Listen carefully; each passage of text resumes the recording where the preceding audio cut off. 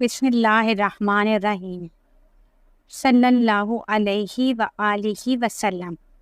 السلام علیکم ورحمۃ اللہ وبرکاتہ۔ نبی صلی اللہ علیہ وآلہ وسلم کا نام لیتے وقت درود پاک پڑھنے کی اہمیت۔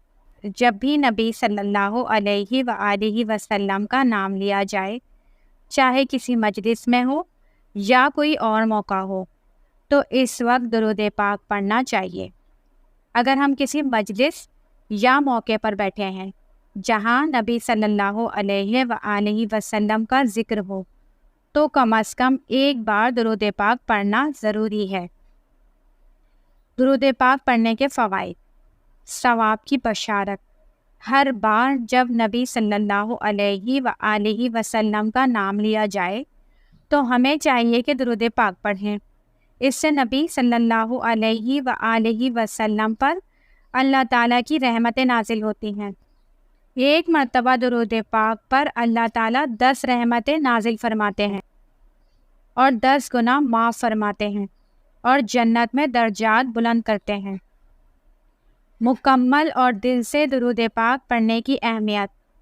درود پاک کو مکمل اور دل سے پڑھنا چاہیے۔ بعض لوگ نبی صلی اللہ علیہ وآلہ وسلم کا نام لیتے ہیں مگر درود پڑھنے میں سستی کرتے ہیں یا اسے جلدی میں پڑھ لیتے ہیں، جو کہ مناسب نہیں ہے۔ درود پاک کو محبت اور توجہ کے ساتھ پڑھنا چاہیے۔ درود پاک کی عادت۔ درود پاک کو روزانہ پڑھنے کی عادت بنائیں۔ یہ عمل بہت زیادہ وقت نہیں لیتا اور نہ ہی مشکل ہے، مگر اس سے بہت بڑی بڑی برکتیں ملتی ہیں۔ ہمیں چاہیے کہ درود پاک کو اپنی روزمرہ کی عادت بنائیں، چاہے ہم کسی بھی حال میں ہوں۔ درود پاک پڑھنے کی برکتیں۔ درود پاک پڑھنے سے اللہ تعالیٰ کی رحمتیں اور برکتیں حاصل ہوتی ہیں۔ اگر ہم اس عمل کو اپنی زندگی کا حصہ بنا لیں تو ہم خود اس کی برکتیں دیکھیں گے۔ دعا ہے کہ اللہ تعالیٰ ہمیں درود پاک پڑھنے کی توفیق عطا فرمائے اور ہم اس عمل سے بھرپور فائدہ بھی اٹھائیں۔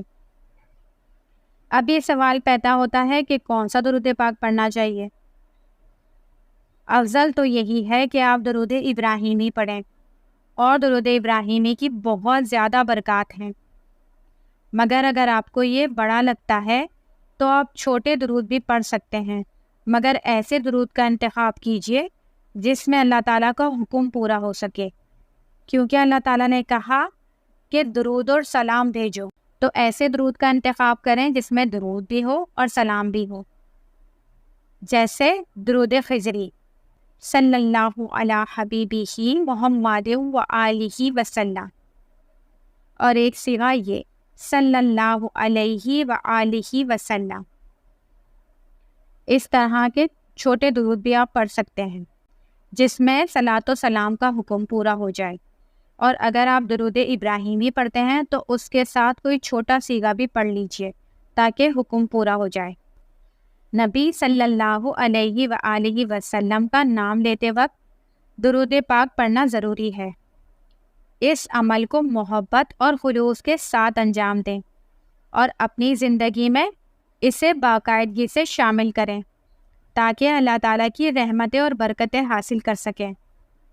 درود پاک پڑھنے کے بعد یہ کام ضرور کیجیے گا۔ اگر آپ نبی پاک صلی اللہ علیہ وآلہ وسلم کی خاص توجہ چاہتے ہیں اور اپنے نامہ اعمال کو نیکیوں سے خوب وزنی کرنا چاہتے ہیں، تو اس گلدستہ درود شریف کو پڑھنے کے بعد اس کا ثواب تحفہ حضور صلی اللہ علیہ وآلہ وسلم کی بارگاہ اقدس میں پیش کیجیے، اور اس کے بعد جتنے مسلمان مرد اور عورت حضرت آدم علیہ السلام سے لے کر اب تک دنیا سے جا چکے ہیں ان کو بھی اصالِ ثواب کیجیے، اور جو موجود ہیں اور جتنے قیامت تک آنے والے ہیں ان سب کو بھی بالخصوص اپنے مرحومین اور والدین وغیرہ کو اصالِ ثواب کیجیے گا۔ ایسا کرنے والوں کو تمام مومنین و مومنات اولین و آخرین، ایسا کرنے والے تمام مومنین و مومنات اولین و آخرین سب کو برابر اس کا اصالِ ثواب ملے گا، اور یقیناً وہ بھی وہاں آپ کے تحفے کے بدلے آپ کے لیے دعا کریں گے۔